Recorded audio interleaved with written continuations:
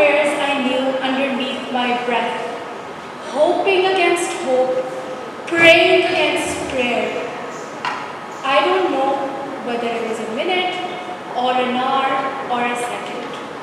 All I knew was that it felt like eternity, like a moment that would never end, as if I was suspended in the middle of something that would never quite reach its end. Finally, someone whispered in my ear, "She's out of surgery. She's in post-op. You can go and see her." As I clutched onto my auntie's hand, we walked towards the post-op room. Had to be silent there because everyone was half sleeping. As I stood beside my mother's bed, I tried to gently find her hand underneath a myriad of bedclothes, covers, those random pipes that were connected to her in that hospital. Of course, I had to be gentle because there were random needles sticking into her. And what I hear is, "Oh, इनको नजर नहीं आता? Can't she see?" And I respond, no, नहीं आता नजर. "Oh, बचपन से नहीं आता?" No. Ever since I can remember, I haven't been able to see. "Oh, बहुत अफसोस हुआ. I'm very sad. This is, very sad for you." And I responded, "अगर मुझे अफसोस नहीं है तो आपको क्यों अफसोस है? Right? If I don't feel sad about it, why do you feel sad for me?" I was standing there because my mom had just had a surgery, and this is, by the way, literally just a week ago. And, many people tell me that I've accomplished a lot. I've, received the Tamga Imtiaz, I've gotten the Rhodes Scholarship, I travel the world alone, I do blah, blah, blah, Regardless, when I stood there beside my mother in that hospital room, I wasn't just a daughter for them. I wasn't just a conventional mareez ke saath aane wali ladki. I was the blind girl to be pitied. 5 minutes later, when I exited that room, my brother walked in, who also happens to be blind. So you can imagine how sad they felt for my poor mother lying on that bed, It was good because at least they expedited her process because they felt pity for her. She had to take care of her 2 blind kids and they wanted her to be well soon, which worked out for us after all.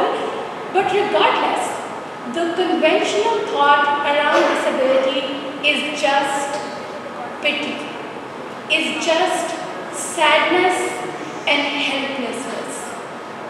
And that is something I have never ascribed to. When I was born, my mother soon found out that I was blind. She already had a blind son, so it wasn't very shocking for her. She was a little prepared. But sadly, my father was not prepared to have 2 blind kids. Because for him, the convention was 2 non-disabled kids, quote unquote, healthy kids who would carry on his empire and carry on his name with success, with, all the good things that a child can be expected to do.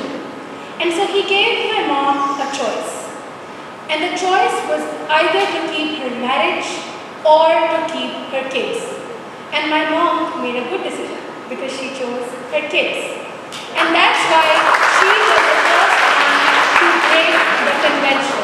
So can we please have a shout out for her because she was the first person in history.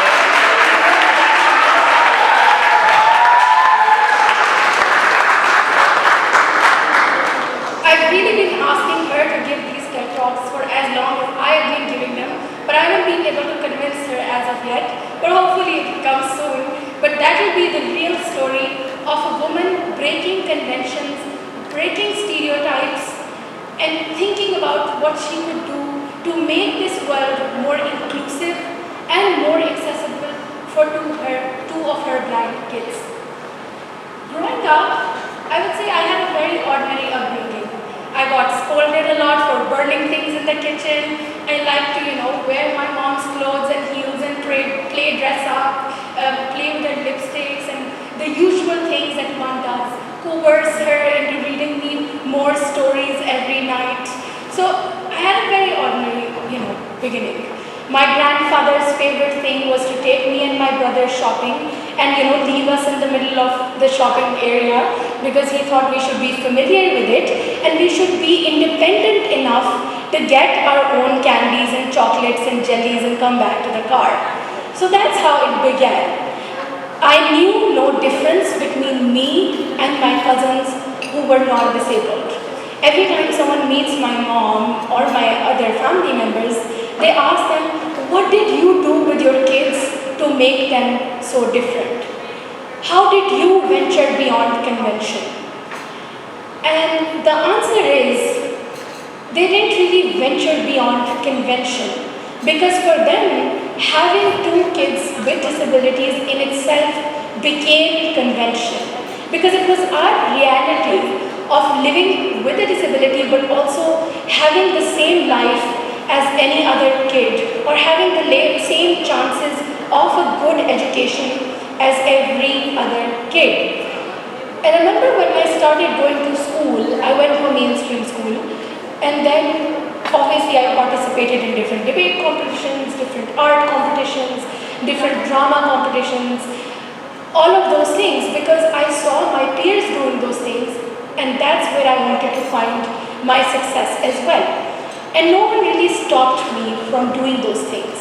No one really imposed the stereotypes and burdens of conventions because these days what happens with a disabled child is simply that they're shut in a room and deprived of all opportunities, whether it's educational opportunities, whether it's opportunities to play with their peers, whether it's opportunities to step out and go for shopping or any of those things. I've met people whose parents don't even let them change their own clothes, right? Because that's the convention. The convention is to coddle your kids with disabilities and pity them until they start pitying themselves. And that's when you start thinking as a society, why do these people pity themselves? Why are they so boring? Why are they so sad all the time? Why are they so depressed about their disability? It's because the convention makes them disabled. The convention makes them pity themselves. And it's the convention that makes them believe that they cannot do anything at all. And that they must become that stereotypical child who is always reliant on those around them and always dependent on those around them to become something. When I was, in my O-levels, my mom decided that she wanted to change my schools so that I could choose the subjects that I always wanted to choose. She went to many schools and they gave us the conventional answer, which was, this is not a school for the disabled. She finally met Miss Rubina on a very, very hot day and Miss Rubina gave her a different answer and JT decided to take a chance. Well, it's OPF now, but I will always remember it as JT. JT decided to take a chance on me and also break a convention. I won't say that it was smooth sailing because it wasn't.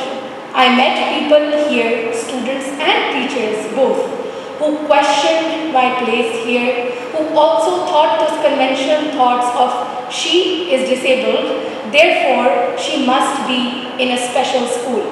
However, I worked hard, I met other teachers who were willing to take that chance on me, who were willing to give me those opportunities and those platforms that I wanted to accomplish what I want. And I decided to dream for myself. I had big dreams of going to places like Oxford and of studying so that I could change how people with disabilities were conventionally perceived in the society. I was 18 years old when I first went abroad for my undergrad. And to this date, I asked myself, how did he let me go? I was so young. Why did he let me go? But she let me go because I wanted to stretch my wings and I wanted to break those conventions and fly. I went abroad not knowing what money management meant, what it meant to wash my own clothes, and what it meant to think about food on a daily basis. I'd been to the kitchen before, but only to make burgers and pastas when I really wanted to eat them, but not to make dal and roti and chawal, which is stuff that I had to do when I moved on my own. And that is when I realized that every one of us has our own journeys and has battles that we are fighting. Because all the friends I made who were there from different parts of the world had different struggles. My struggle was my circumstances and my disability. And for them, they have their own struggles of economy, of money, of different things in terms of how they looked, how they wanted to, also break some stereotypes to find some jobs and all of those things. What I realized was that it is not our struggles that define us. It is how we approach our struggles that defines who we will become. So it's up to us to think about the opportunities we have, the life chances we have, and who we want to become. Because ultimately, if we dream those dreams for ourselves, it is in our hands to make them a reality. If you want to go somewhere hard enough, whether it's a university or whether it's any other place, and you get rejected for the first time, or you don't find the support that you need, it's okay, you try again. Because there are paths that will lead you to the same places, and that will leave you perhaps happier than you would have been in those original places and spaces that you wanted to go to. Because ultimately, people say failure is not an option. And I tell you, failure is the option. I debated when I was in JT for a number of years. And every weekend I would go to those debating competitions, and our team would lose quite a lot. Our team would lose, and we would have to come back to school and tell them why we still deserve to get, the school bus to take us to the competition next week, and why our parents deserve to give us the money for another MUN. So we decided that we wanted to ultimately win, and we did win after a certain point. But that was after we lost a number of competitions. And every time someone asks me one of my memorable memories or experiences of school, and I respond to them, I think those losses were one of the best things that I experienced.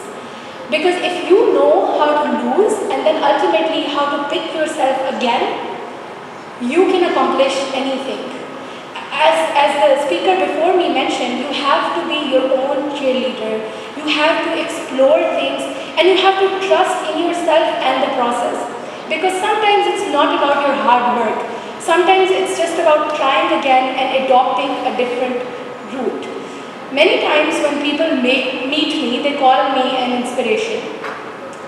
And I tell them not to call me one.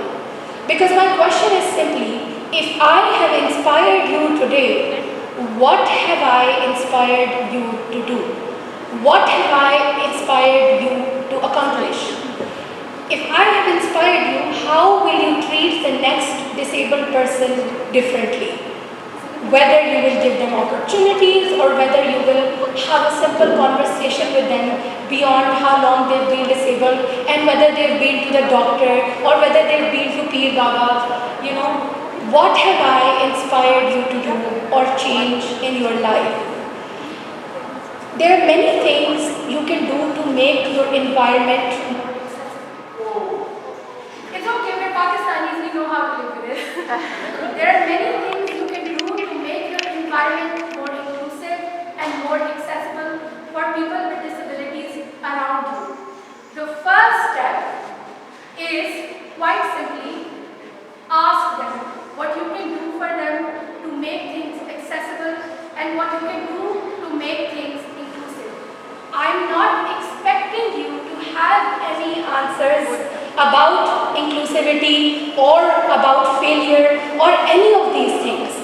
I'm just inviting you to venture beyond convention, to think about places which people haven't thought before, to think about people as humans who deserve the chance to be embraced the same way as anyone else. So next time you meet a disabled person, don't make assumptions about their disability. Venture beyond the convention and ask them how you can make things accessible and inclusive for them. Thank you.